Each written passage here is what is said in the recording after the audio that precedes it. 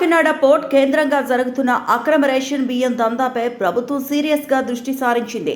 పౌర సరఫరాల శాఖ ఆధ్వర్యంలో రైస్ మిల్లులపై విస్తృత తనిఖీలు కొనసాగుతున్నాయి.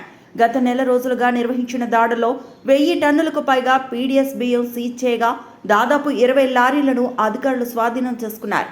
విదేశాలకు ఎగుమతి చేసే బియ్యంలో ఫోర్టిఫైడ్ రైస్ కెర్నల్స్ జాడ కనిపిస్తే కఠిన చర్యలు తీసుకుంటామని ప్రభుత్వం హెచ్చరిస్తోంది.